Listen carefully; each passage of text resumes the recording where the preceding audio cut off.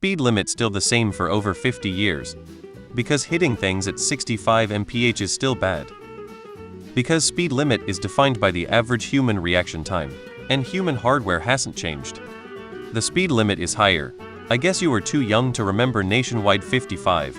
Speed limits have gone up about 5-10 mph on a lot of bigger roads in the last 30 years. It's because of the way speed affects mortality if you crash. The researchers from the Insurance Institute for Highway Safety found that for every 5 mph increase in a highway speed limit, roadway fatalities rose 8.5%. Source APES. So increasing the speed limit from 55 to 70 increases the likelihood of mortality by 25.5. And increased speeds don't really affect your drive time as much as you think. If you're driving 20 miles at 55 mph, you'll get there in about 21 minutes. At 70 mph, it will take you about 17 minutes. You increase your risk of dying by 25 to save 4 minutes. I've actually just talked myself into driving slower. US traffic deaths are at a 20-year high, and we're the only developed country where deaths are going up, not down. I think we're speeding enough already. Human reaction time hasn't changed.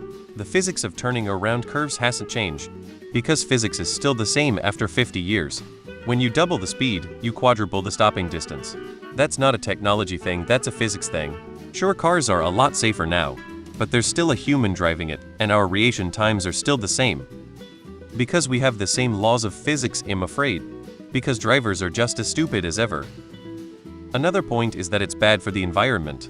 A car's efficiency dramatically drops off after 100 km/h. I don't know where you live, but around here our highway speed limits have increased up to 15 mph in the last 50 years. That's very significant. Speed limits have changed. The state highway I take when I'm heading to the mountains used to be 55 mph, at 65 mph now, and 70 mph in some areas.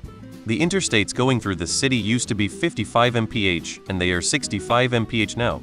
The interstate speed limit outside of the city used to be 65 mph, and now it's 75 mph. The roads are most definitely not better.